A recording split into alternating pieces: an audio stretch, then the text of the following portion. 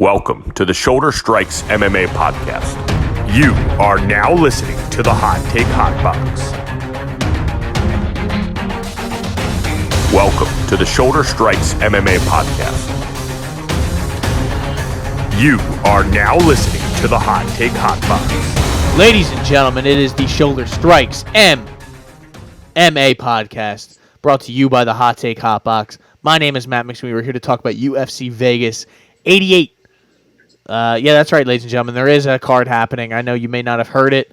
You are kind of on a hangover from last week's O'Malley, Dustin Poirier, every sort of star the UFC has to offer. They couldn't sprinkle this off for us bums for those free cards. They had to save it all for the paid one.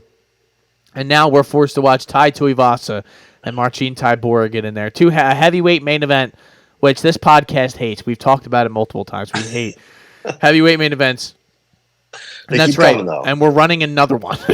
a consecutive fight night where a heavyweight main event was what we're looking forward to. So we have 13 fights this weekend, ladies and gentlemen. We are going to waste no time and get right into it. My name is Matt. I'm joined by Ty Capone. I forgot to introduce you, my friend. How are you? I'm good. The main event is featuring a guy on a 1-fight losing streak and a guy on a 3-fight losing streak.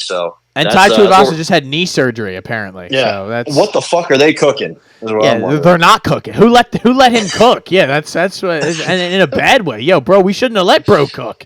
That's what's going on. What the fuck, Hunter Campbell? Marcin, I don't know if he's. It's probably like they gave him no ingredients. So like, here's some ramen and some Kraft mac and cheese. Make something happen. They're like, what?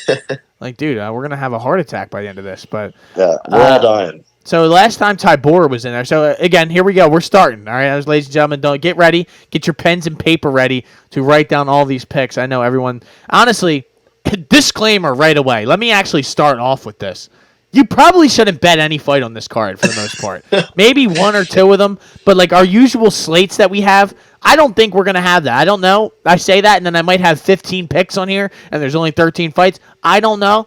I just doubt it, because, I mean, if Tybura and Tuivasa are the most well-known guys on the card, it's probably not a good one. It's probably not. We should probably stay away from this. But we're degenerates. We are, we are, I wouldn't say junkies, but we're MMA junkies, so we're, and we like gambling, so that combination, it's not good. Marcin Tybura is coming off of a loss to Tom Aspinall. When was this? July of last year. That was a bad one. That was the night Julia JSP Stoliarenko took out Molly McCann. That's easy work. I recall that. That was easy money for, I think you. I don't even know if I might have bet Molly McCann. No.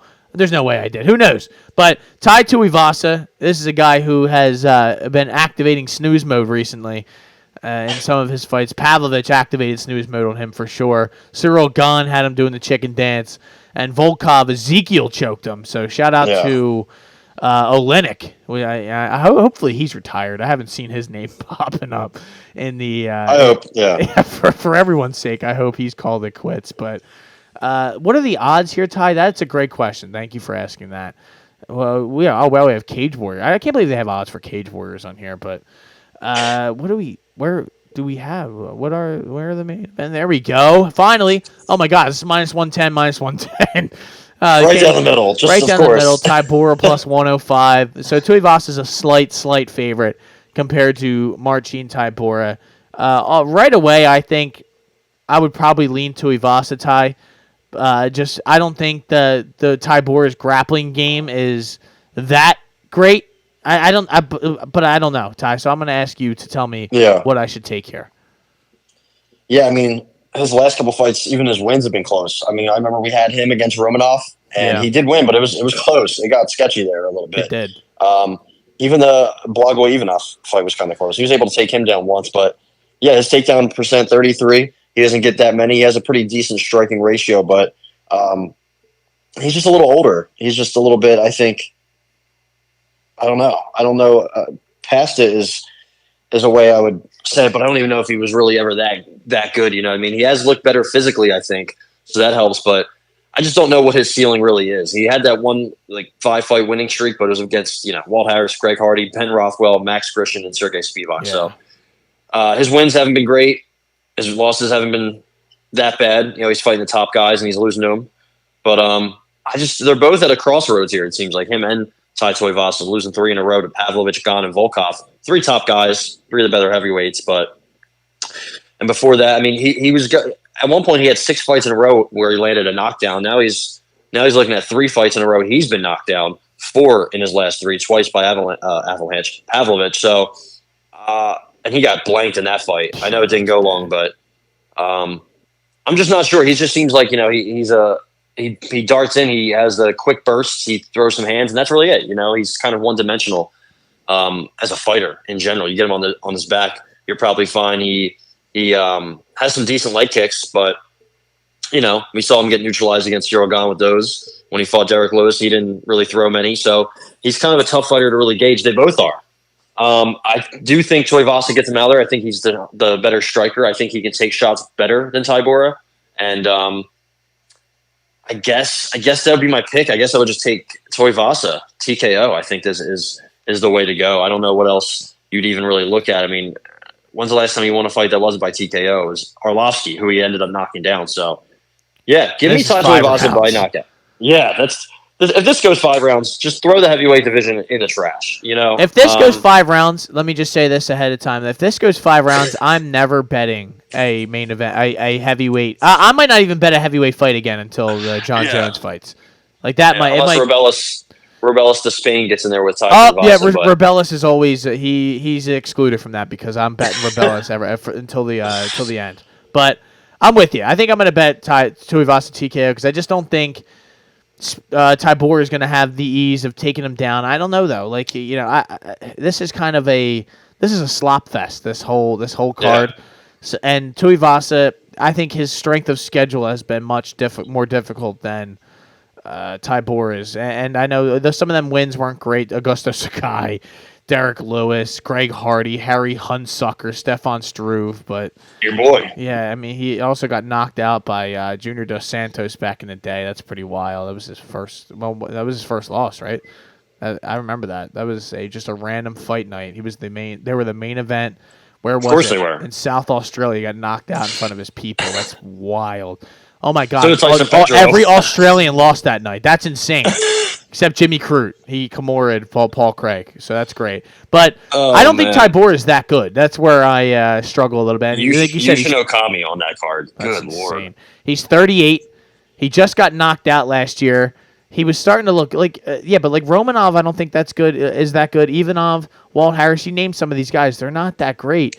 And the losses were to Tom Aspinall, who is, Tuivasa would have lost to too, and Volkov, who I think he did lose to. So it's like, you really don't know. That's why these odds are the way they are. So I'm just going to take the guy who throws bombs and will drink beer out of a shoe at the end of it. So I'll take plus also, 110. Dude, it's pretty much win or go home. I mean, I don't think Tuivasa would get cut unless he lost 5 in a row, but you never know. 4 in a row could get you cut easily. And he's 15. I don't like that he's talking about how he has a bad knee, though, too. That's another thing. That's not good. I mean, especially after we had our Benoit situation last week. So yeah. So if he loses, that's gonna be tough. But I mean, I'm only gonna bet like hopefully 3 fights on this card. So why don't we just get the couple ones out of the way? How about we move on? Are you putting it on the card? Yeah, Tuivasa, I like it. I think it's like I said, it's one of the only ones we're going to be able to bet on here. How about Brian Battle and Ons Lusa as the co-main event? This something else. I have nominated myself as a Pooh Bear fan. This guy goes. Is he the Butcher? He used to be. I think these guys change their nicknames from time to time. Yeah, I didn't even know you could do that. Yeah, I didn't know either, but I guess you can. How about? One of his only loss in the UFC is to Fakhretdinov, who they just kind of smothered the shit out of him. He smoked him. That was good. Gabe Green and AJ Fletcher were the other ones. He knocked out Takashi Sato. He kind of dominated Tresean Gore. Choked out Gilbert Urbina, who hasn't. Gilbert Urbina actually didn't he win? He won one. Yeah, Ryan Koski. Who cares? He also lost. Yeah, he lost to Chuck Buffalo. Knocked out. That's worth pointing out. But Ons Lusa hasn't really done much for me personally. I don't really, not a huge fan. Reese McKee, AJ Fletcher. He lost to Munir Laziz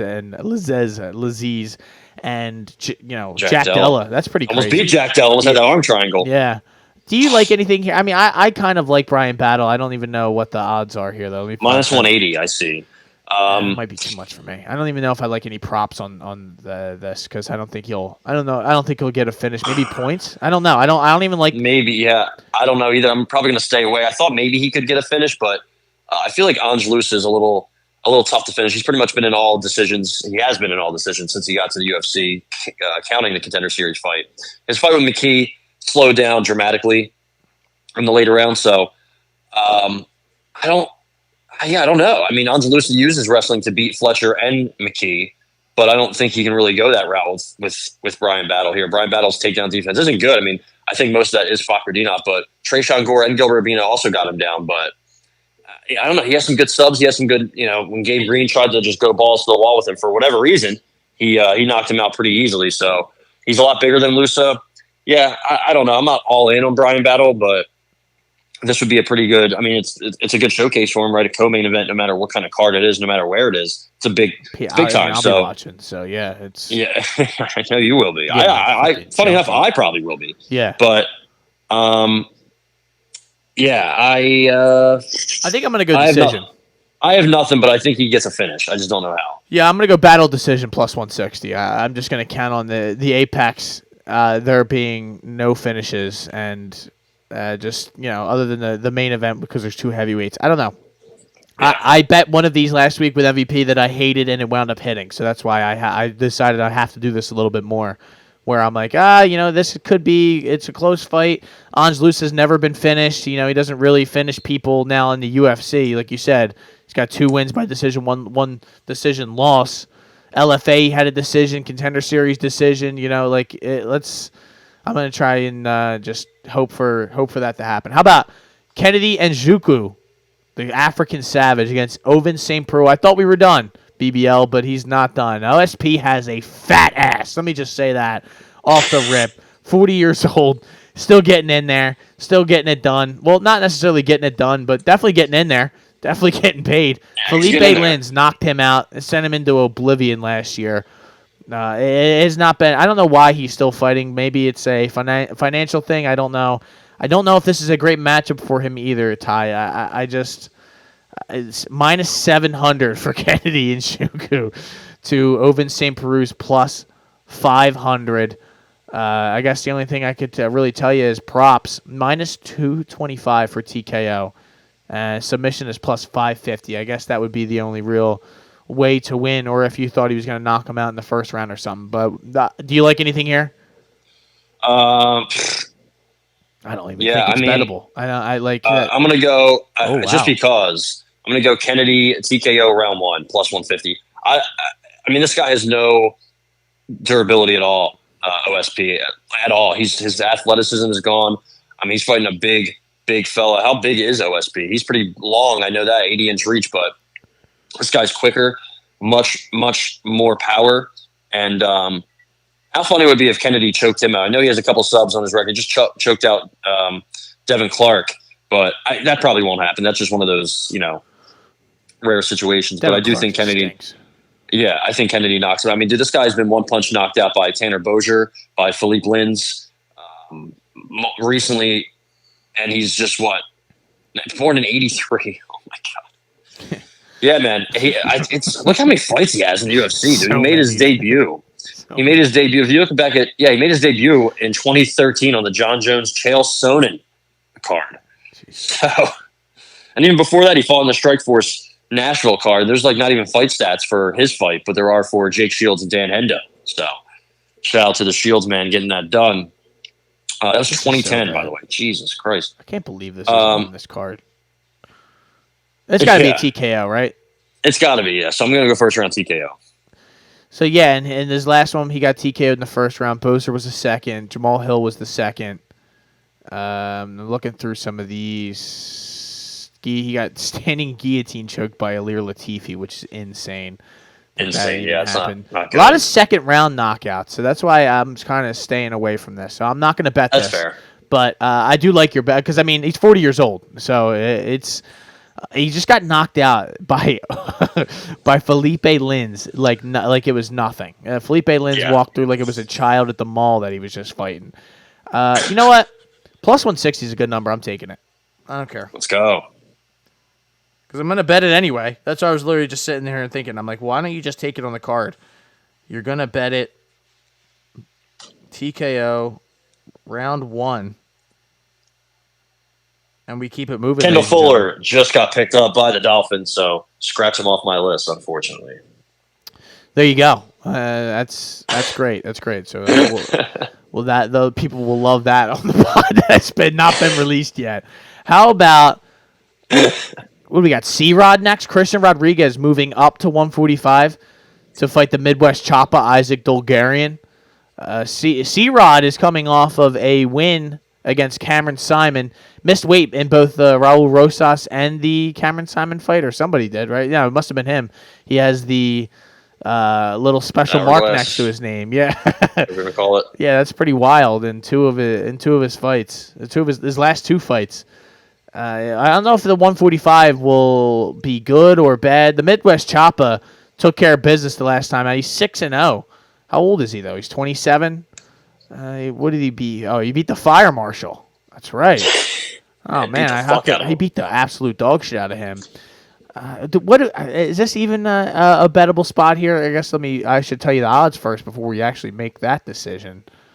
What do we have at the scroll all the way to the different top honestly, of the page? I think Plus 170. A big favorite. I kind of like C-Rod here. I don't know what I'm missing, but he derailed 2 hype trains already. Honestly, even if you count Joshua Weems, I feel like he might do the same thing here. I don't know what the allure is for Dolgarian. I feel like if you get Dolgarian out of the first round, I know it hasn't happened much. I don't know if it's happened at all, but it could be a much different fight. I feel like Christian Rodriguez is a pretty good striker. He has some pretty good grappling and wrestling.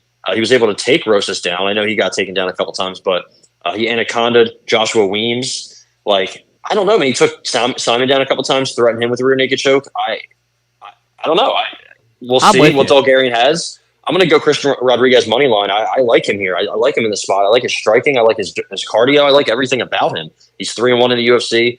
He missed weight, like you said, a couple times, but he's moving up. So he's should be the bigger guy. Shouldn't really have any problems here. That extra 10 pounds will help a lot. I do like Dolgarian. I just think, man, he's just so raw. He's 6-0. I think 6 first-round finishes. I can't bring up Tapology, but I believe all of his finishes have come early. And he pretty much just wants to take you down and absolutely destroy you into dust. That's what he did to Francis Marshall with a bunch of elbows. So maybe he does that. I just think C-Rod's a little slippery, a little tough to hold down and take down even. So I feel like he might have the advantages here. I could be wrong. Maybe I'm completely off. Who knows? I'm going to go C-Rod. Yeah, who knows? Truly, I'm going to go C-Rod money line. But I'm going C-Rod money line as well. Plus 170 is what we're able to get to that here. I think that's a fat number to kind of get here. And you're right. Dolgarian's never been out of the first round. His longest fight was his last one, 4 minutes and 48 seconds. And that was kind of easier because he was beating the dog shit out of Francis Marshall. So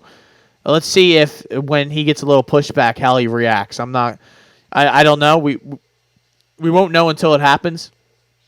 But I'm going to count on C-Rod. Like you said, he derailed 2 hype trains. And he also, in his loss to Jonathan Pierce, that was a late notice sort of fight up at 45, and he had him in hell. He had him. Yeah, he was reversing him on everything, and yeah, exactly. He tired him out. I could see something similar happening here, so I like this. I think this is a really good bet for C-Rod here at unless he gets chopped. And he could get Midwest chopped. You never know. Macy Chiasson fighting Pannie Kianzad. We joked about this the other day, and this is hilarious.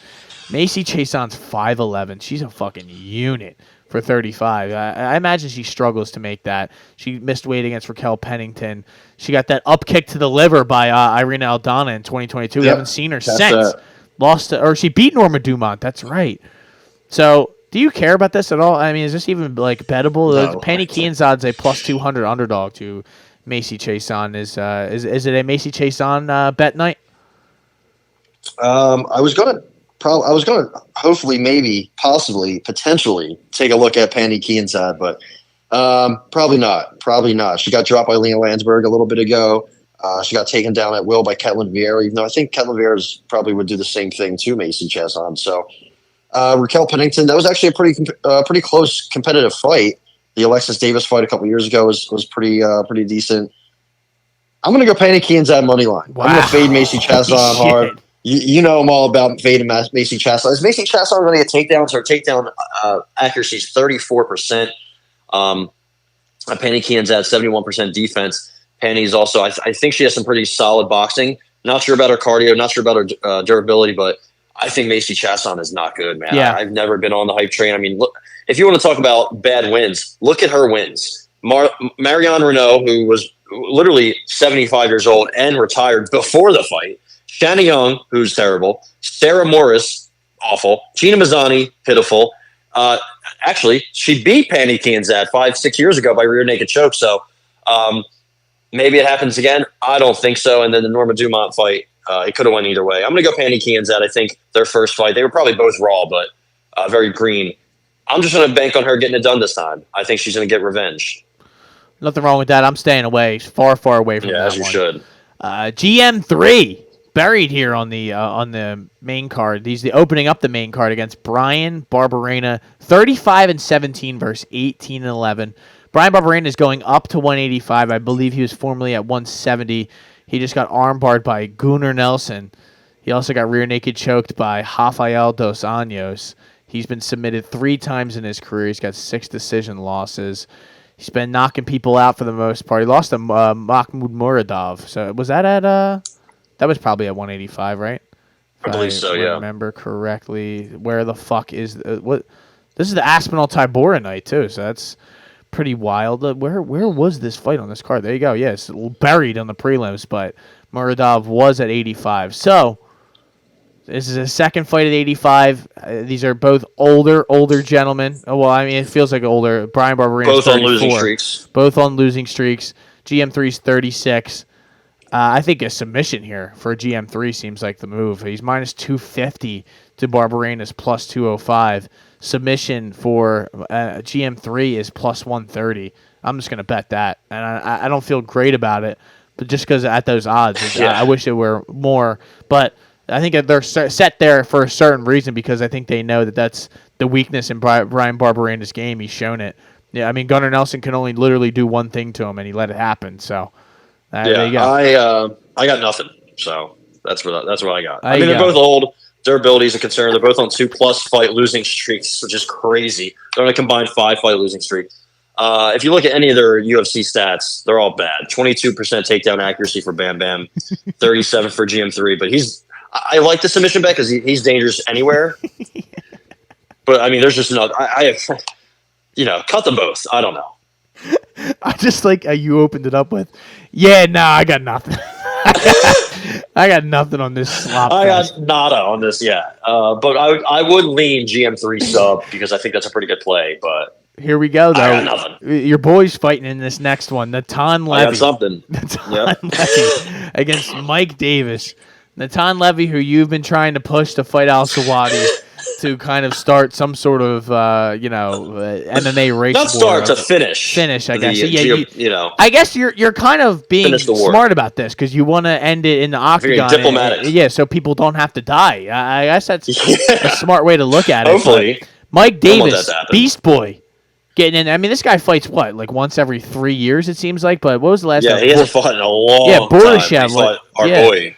Slava Claus in what was that 2022? Before that, Mason Jones when he was in the UFC, he ended his hype train. Thomas Gifford, he just gets random guys, and he lost to Gilbert Burns and Sadiq Youssef. So 2 guys who are pretty good. Yeah, best fight on the Contender Series ever. I still say. Natan Levy, you think stinks? I'm almost positive that you are of that thought process. Gennaro Valdez was his last fight. That was in 2022. He also beat Money Mike Breeden, who is looking for employment now. So, Ty, what do you like here? I mean, I'm with you on this. I like Mike Davis, but he's minus 450, 460. I don't know if it's really bettable other than maybe a Davis TKO or something at plus 235. But even then is not it's not trustworthy here. There's nothing I can trust. Yeah. I mean, the only knockout he has in the UFC was at the end of the Gifford fight. And Gifford's a punching bag. I think Natan Levy's cardio and striking is not good, but I don't know if he gets finished. He also has pretty good wrestling. He uses it extensively, but when he fights better guys, than Gennaro Valdez and Mike Breeden, it doesn't necessarily work. Mike Davis, funny enough, got 9 takedowns in his last fight, and he out-wrestled Mason Jones, who's a pretty good wrestler. So, Yeah, I got nothing here. The line's a little too big. I don't think he gets a finish, but I could see. I think he's a much better, more polished fighter than Natan Levy. This is bad. This is why you were right. We probably shouldn't have even done a pod on this because I'm taking Davis TKO plus 235. Let's go. It's not a good move, Ty. It's not. It's just not. It's not. It's not. But guess what? You know, George Washington probably, and some of them people probably thought it wasn't a good move to cross the Delaware. You know, it wasn't a good move to break away from the oppression that was crushing the from the English government. You know, I don't know. So it's why not? Why not? I'm grasping at straws here. How about Mini Nunes, Josiane Nunes, another person who fights once every 6 years. Gets back in there. She actually fought last year against Zaya Farron, that was a unanimous decision. Who's like a foot taller than her. She beat the dog shit out of Ramona Pasquale, and she survived that. Bia Malecki, not a great strength of schedule. Sent Bia Malecki into an early grave. Chelsea Chandler is the girl who sprinted away from Norma Dumont. That's all I recall from her fight career. Let's see what the odds say. She beat the fuck out of Julia Stoliarenko also. That's true. True. Isn't Chelsea Chandler like a Stockton, like 209 kind of? That's why you bet against her. That's never a good sign. Josie Nunez is only minus 145 to Chelsea Chandler's plus 120. That itself might be a fire away. Haven't both these girls fought at 145? Why is this fight at 135? Yeah. That doesn't make any sense to me. But not sure. Well, she's gonna have 6 inches of height on her, and Josie's gonna have 1 inch reach disadvantage. So I think here, Ty, you can't really trust her to get Chelsea out of here since she doesn't have really much finishing value. I'm going to take money line on Nunes. Minus 145. 135 actually is the lowest you can get it at, so that's what I'm taking. I'm gonna tell you, it's our girl. We can't look back now. So yeah. Let's do it. I like it. I like how you're not wasting too much time here. You're like, listen, we gotta. Yeah, I'm not gonna waste your people's time. This is garbage. I'm taking Nunes money line. I don't care about Chelsea Chandler at all. Yeah, I don't. I don't either. Odie Osborne, Hafel, Philo. Is that how you say this gentleman's name? This guy. I think it's Jafel. Jafel, whatever. It's close enough. He is. What? This guy is jacked. Fighting, he just got done fighting Daniel Barres. I'm trying to remember what that fight looked like. Oh, that's right. That was that Spanish gentleman who's he knocked him down, and then he got fucking arm triangle like an idiot. Yep, yeah, that's right. This that fight was also on the Aspinall Tybura card. Yeah, we're just circling back. They just went back and said, "Yo, what are you doing? You still want to fight? You busy? This you want to pop up on this card?" You retired. Well, come on back, Mr. OSB. Odie Osborne is a guy who, they just keep rolling him out here, and he either loses or wins. The Jamaican sensation. I guess so. Yeah. He's 4-4. Shit either happens or it doesn't. He's got 2 knockouts. He's got 2 decision wins. He's been knocked out twice, and he's been subbed twice. So he gets finished. A lot can happen. Yeah, and Manel Kopp, Tyson Nam. Almabayev, which we just saw this past week, and Brian. Oh my God, he got guillotined by Brian Kelleher. That's horrible. I forgot that happened. Ty, do you like anything here? I don't know. Is Philo a submission kind of bet here, or I'm probably staying away from this. Yeah, this rest of the card might be a stay away situation. Yeah. I'm gonna stay away. I have a real good one at the end of this card. I'm gonna stay away here, just because I have a couple more. But yeah, what would you like? What would you? I think I do kind of like Philo's sub, but I mean, he does like to get a little ground and pound. He does also swing hard and kind of hits hard. But you think he finishes on though? You're not on the card, just like you're thinking. Yeah, I mean, Ode Osborne gets finished a lot, so that's probably the safe play. We saw Almabayev kind of struggle to go through Vergara, and he walked through Ode Osborne on the ground like it was nothing. So, yeah. Yeah, inside there is no inside the distance yet, so that's probably what's going to keep me away from betting this. But they have TKO is plus 500 and submission is plus 185. So I imagine it'll be somewhat plus to 110 or something like that, which is bettable. But I just it's not there yet, and I'm not probably going to bet it anyway on the card. So how about Josh Coulibaugh, Danny Silva? Danny Silva is such a generic name, but Josh Coulibaugh. Last time out there, he lost to Lerone Murphy, who talk about a guy who fights once every 75 years in Lerone Murphy. Seriously. I mean, he had 2 fights last year, which actually I don't recall either one of them. But I guess before that, he beat Mr. Finland, who we just talked about. Mr. Finland getting eliminated. Yeah, getting absolutely Start the second round. Mr. Finland's cooked. You give him 5 minutes. That's it. The El Puma. Wow, Danny Silva, that's an elite nickname. He is making his UFC debut after his win against Pacheco, Angel Pacheco, on the Contender Series. I don't have anything here. I just same week as Danny Barlow. Fun fact. Oh, okay. And that girl Carrot Cake, whatever her last name was, Carrot Cake or something. I don't know anything about Danny Silva, and I like Josh Coolabell, but I'm not enough to bet him. I like Danny Silva a little bit here, but the problem is I like Coolabell too. This is gonna be a good fight. Yeah. Coolabell, his fight against Murphy didn't look great, but I think Murphy's just a little bit. He's older. I think he might be just a little bit better. Maybe just slightly on a different level. So I don't know, man. I mean, before that he had 3 pretty good wins, but and also almost beat Jordan. So yeah, I'm gonna stay away. I don't have anything here. I'm excited to see both of them fight. Should be an entertaining fight. 2 more Savages at 145, and they're both about 5'10", 5'11", so. Similar reach. Should be a good one. I don't know. I don't really have a lean in general. If I were to do anything, it would probably be like Coolabell decision, maybe, but I'm not too sure. Yeah, I don't like anything here. Corey McKenna, Jacqueline Amorim. What is the odds here? I want to just get that out of the way. Minus 150 for Corey McKenna.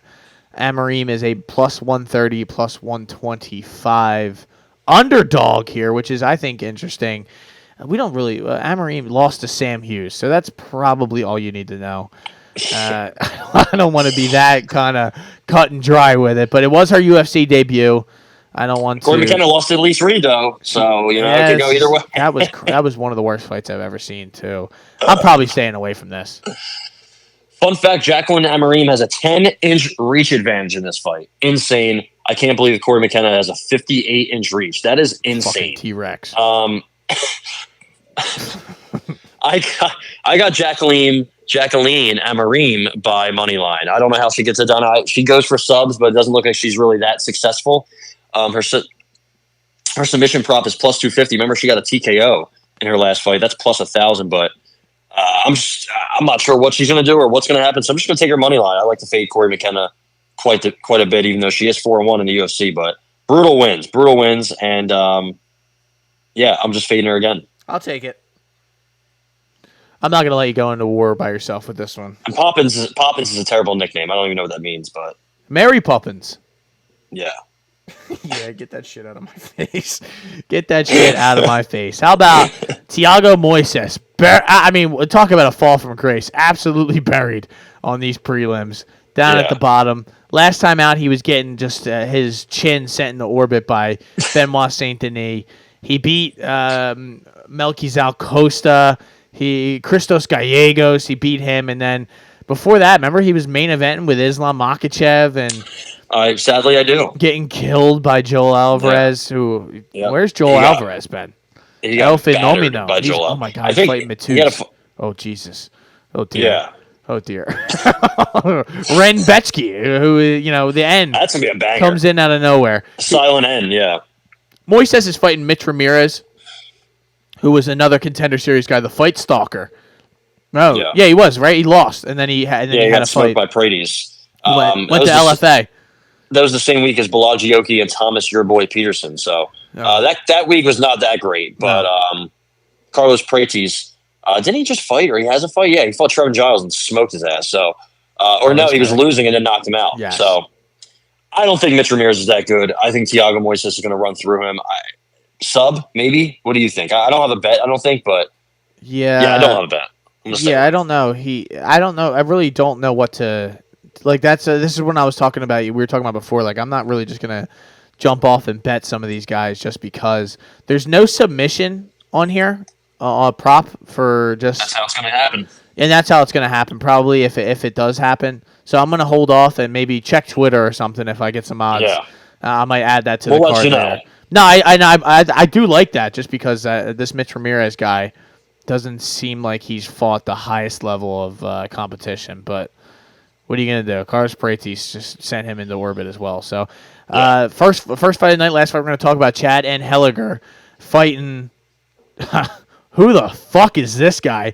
Charalampos Gregorio, right? Gregorio is Gregorio. The Ferocious. He's getting in there. How about that? Contender Series. He knocked out a guy named Smotherman. So I don't want anything to do with this. No, I remember him. I do. That was the same week as Al Sawadi when he beat George Hardwick. Ibo Aslan, that big scary light heavyweight fella. Hyder Emil. So I think that was the second week of last season. I got Grigoro by TKO. I think he's going to smoke Mr. Chad and Helliger. Chad and Helliger's almost past it. I remember I was on a plane when Jose Johnson put him in a rear naked choke, choked his arse out.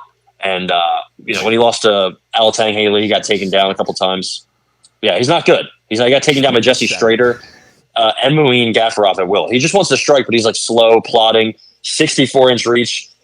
This fella, Charalampos, I'm not sure what we got from here besides the 1 minute decimation of Cam Smotherman, but a lot of his fights he likes to finish. So he did lose to C-Rod, got knocked out by C-Rod, but nothing wrong with that. Give me Charalampos, TKO. We're going all in on the guy from Cyprus. Wow. The champion from Cyprus, if you will. So TKO, you think, is the way he gets it done? Yeah. There's no inside the distance, so I'm going to give you the TKO plus 230. And that is UFC Vegas 88, ladies and gentlemen. Quick episode for you to get us in and out, not mess any. Hey, we were right there on time, though, that we kind of 36 minutes. We got this done. Is there any boxing or anything that we should care about this weekend? You mentioned that there's some other MMA this weekend or boxing. There's some KSW, but it's nothing great. I don't even know anybody on it. I wish. Yeah, I wish that's the one place that I wish they'd fly us out and we could go do a live show. KSW when the Poods is retirement fight. That would be wild. You can put an ad on my back. I don't care. Whatever. You literally tattoo your ad on my forehead, and I'll do the show right on the right there, right in the concourse of that. Yeah. Yeah. This is a bad KSW card. I don't know any of these. Yeah. Michael Materlo is the guy who got one punch knocked out by Poods. He's like a 185 guy. He fought Poods like super heavyweight, so that was unfair. But other than Materlo, I don't know if anybody else on this card. There's Maxie Hughes and William Zepeda. Maxie Hughes almost beat George Kambosos in their last fight. He's a little bit older. William Zepeda, young prospect. It's going to be a pretty good fight. I think it's on the Zone, if you have that. That's going to be, I think, Saturday night. So we'll see what happens there. It's a good showcase for Zepeda. I believe Floyd Schofield, Tapology completely took a dump in my mouth, so I can't even bring up anything. But I believe Floyd Schofield, the young prospect from Jersey City, fights out of Austin, Texas. I think he's only 21, fighting at 135. I believe he was my prospect of the year last year. I don't know if he was. He was definitely in contention for sure. I'm a big fan of him. Only 21, and he looks good, man. He just needs to get some fights under his belt. I believe he's fighting a fella named Nunez, but I could be completely wrong here. He's fighting a gentleman named Suero. Suero, the Dominican fellow who's also undefeated. Yes, that's going to be a good fight. It might not be the 12-1. He lost to a man named Starling Castillo, not to be confused with Castillo. Castro.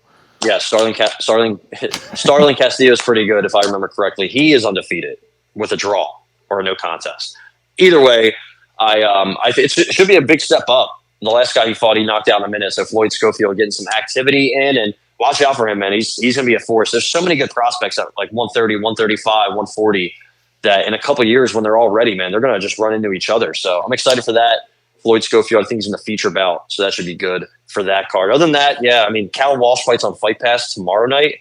Yeah, who cares? But other than that, no. I mean, there's Josh Taylor 2 and Josh Taylor Jack Catterall 2 just got pushed back. Josh Taylor got hurt again. Of course. So, your boy, Subriel Matias, got a fight booked with Liam Paro. That's the first fight of his 3-fight deal with Matchroom. That's going to be June 15th, the same date as Haney Garcia and Benavidez Govocic. So also Benavidez Govocic might be on the Haney Garcia undercard. That would be awesome. Also Ryan Garcia. I mean, he's just losing his fucking mind. I don't know what's going on with him. Bill Haney and Devin Haney seem to think it's a lot of like tactics, which it could be. I think he's just out of his mind. Truly, I don't know what the fuck happened to him. What but was he saying the other day? he said, "Was it about? It wasn't Sandy Hook, right? That was Aaron Rodgers. No, that was Aaron Rodgers. Tupac. I think he knows who killed Tupac. Yeah, well, we all do. It just came out. It was Orlando? No, it was Orlando Anderson by demands of P Diddy and Suge. Oh, is that so, well? They kind of worked. Is that really true? Is that what actually? I believe so. Yeah, it was that guy. He's dead. He died like a long time. He died in like the 90s. Yeah. That's how it goes. Yeah. So, blame it on the guy who's dead.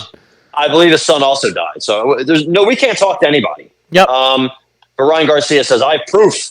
Ryan Garcia is like 25 years old, but he has proof of who killed Tupac. So Ryan Garcia wasn't even probably alive. I don't even think he was. He was not alive when Tupac was alive, but he has proof that Tupac who killed Tupac. So he also has proof that he was molested when he was 2, or he was forced to watch babies get molested. I don't know what his proof. He's saying a lot of things, and meanwhile, he has the biggest fight of his life coming up.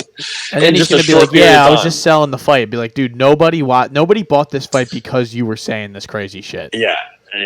So people are still ripping this thing offline. So there you go. Yeah, whatever's going on with Ryan Garcia, I don't know, but Supergal Matias, Leon Paro, it's gonna be a really good fight. Honestly, our boy Supergal Matias is back. Let's see what he's got. Well, there you go, ladies and gentlemen. June 15th, I should say. That is the Shoulder Strikes MMA podcast. Brought to you by the Hot Take. Oh, actually, one more thing I did want to say. Did you see Francis Ngannou said he felt sleepy before the? I think his body was telling him what was going to happen. Man, I don't think he's like. I just didn't feel right. I fell asleep in the back. Your body was telling you, man, don't go out there. Something bad's going to happen. Something real bad's going to happen. I'm just looking at a picture of Supergal Matias, and this man looks fucking scary, dude. I can't wait to see him fight again. His last 5 opponents have quit on the stool in between rounds. It's insane. So, yeah, it's pretty terrifying. Liam Parr is also solid, so that's going to be a good one. That is going to be always excited to whenever one of my favorite boxers gets in there. So now that I have a couple of them that I'm rooting for, I'm all in. So there you go. That's the Shoulder Strikes MMA podcast brought to you by the Hot Take Hot Box. My name is Matt McSweeney. I'm Ty Capone. As always, stay hydrated. Drink water, get some sleep, keep your hands up, and stay out of the DMs.